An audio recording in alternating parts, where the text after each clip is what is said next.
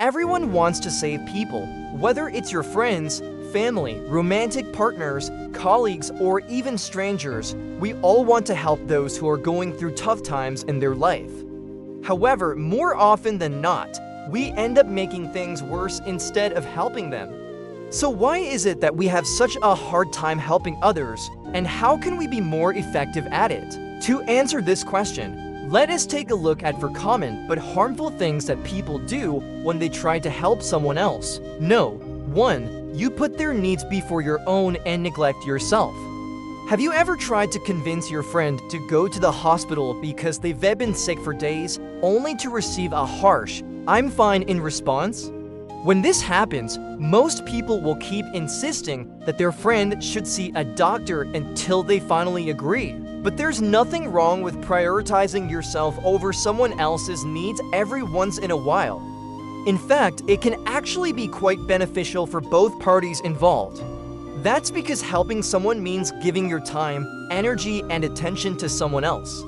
And if you don't have anything left to give because you've spent everything on someone else, you won't be able to help them effectively anyway. Imagine trying to fill someone else's cup when yours is already empty. It's impossible, so you need to make sure that your cup is full first. Otherwise, you won't be able to help them effectively either.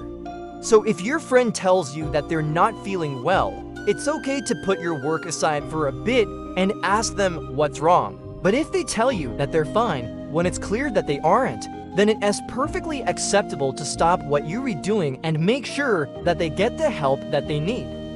This doesn't just apply to our personal relationships either. It's also important to prioritize ourselves in our professional lives. If we're exhausted, burnt out, or not in the right headspace, we won't be able to help our clients or patients effectively either. So we need to make sure that we take care of ourselves first. Only then will we be able to help others in the best way possible. No. 2. You force them to listen to your advice. Do you remember the last time you tried to give someone advice but they didn't take it? It's frustrating, isn't it?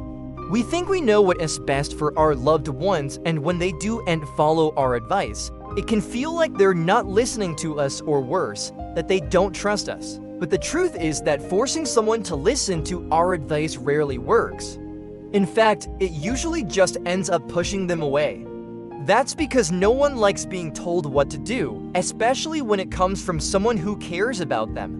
When we force someone to listen to our advice, it sends the message that we think they are not capable of making their own decisions, and that can be very insulting to them. It can also make them feel like we don't respect them or trust them, and that can quickly lead to a breakdown in your relationship.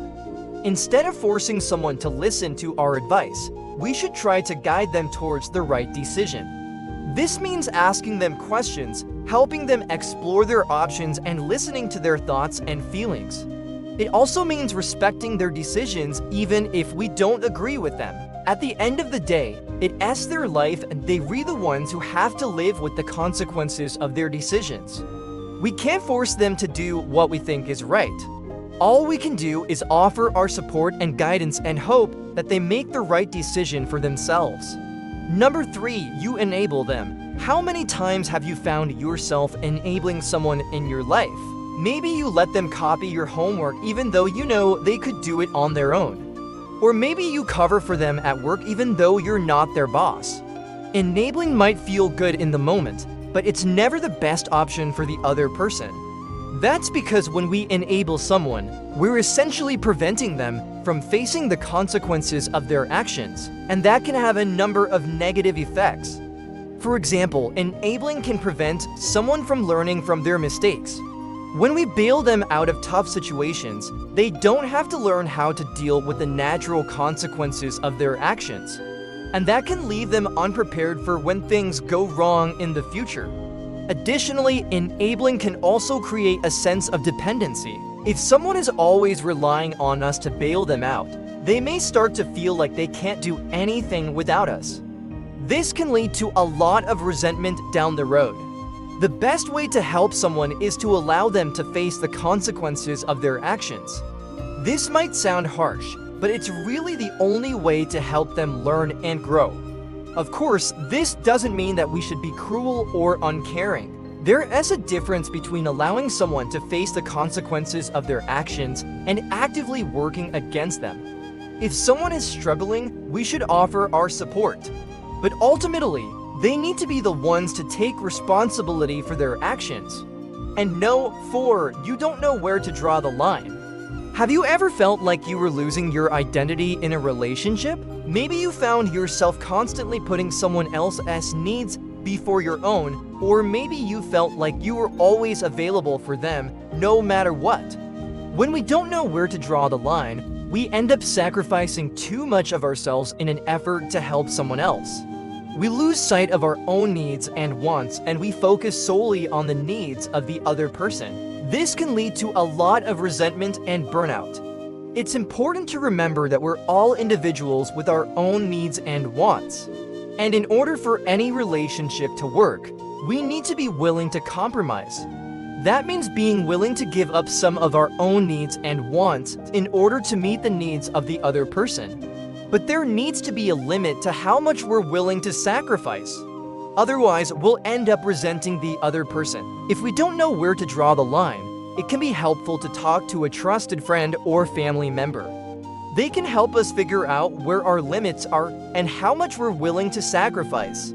It's also important to communicate our boundaries to the other person. That way, there's no room for miscommunication or misunderstanding. Ultimately, knowing where to draw the line is essential to healthy relationships. It allows us to help others without sacrificing too much of ourselves. In conclusion, we want to help others, but sometimes we end up doing more harm than good. By keeping these 4 tips in mind, we can avoid making the same mistakes and become more effective at helping those around us. Remember, sometimes the best way to help someone is simply to be there for them and let them know that you care.